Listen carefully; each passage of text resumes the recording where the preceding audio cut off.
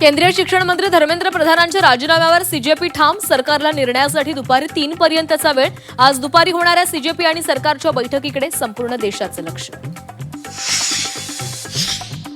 नीट पेपरफुटी प्रकरणी सरकारकडून कारवाईचा बडगा. एनटीए मधले 47 अधिकारी बडतर्फ. काहींवर थेट फौजदारी कारवाईचा इशारा. 1 महिन्यात संपूर्ण परीक्षा यंत्रणेची पुनर्रचना करण्याचे संकेत.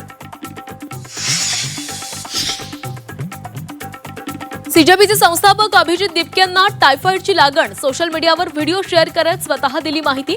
तब्येत बरी नसली तरी आंदोलन सुरूच राहणार असल्याचं स्पष्ट.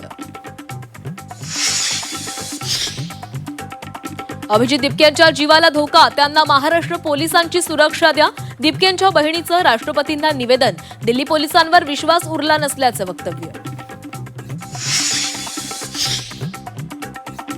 डील करायची असती तर 26 दिवस उपाशी राहिलो नसतो.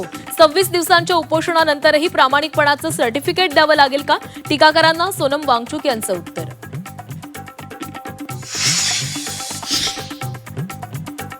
देशातील तरुणांसाठी पंतप्रधान मोदींचा नवा व्हिडिओ संदेश. पेपरफुटी प्रकरणात दिलेल्या सकारात्मक सूचनांसाठी मानले तरुणांचे आभार.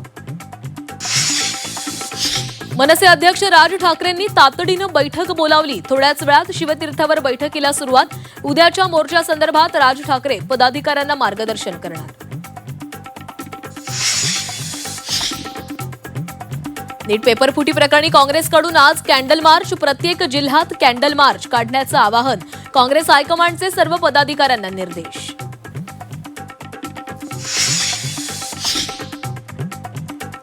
टीईटी पेपरफुटी प्रकरणातील मुख्य आरोपीला बिहारच्या पाटणामधून अटक. महिनाभरापासून फरार असलेल्या कुमार बालेश्वरच्या मुसक्या आवळल्या. भिवंडी पोलिसांची बिहारमध्ये कारवाई.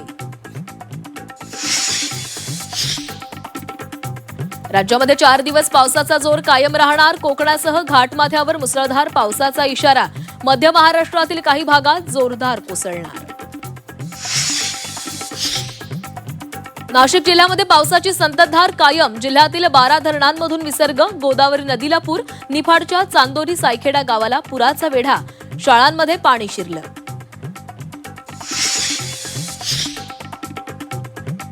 हिमाचल प्रदेशामध्ये मुसळधार पावसामुळे भूस्खलन. चंबा इथं डोंगराचा भाग वाहनांवर कोसळून 13 जणांचा मृत्यू.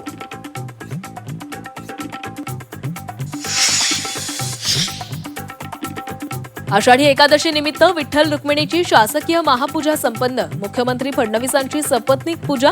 धाराशिवचं मान्य दाम्पत्य ठरलं मानाचे वारकरी. तर पंढरपुरात लाडक्या विठ्ठलाच्या दर्शनासाठी वारकऱ्यांचा महासागर.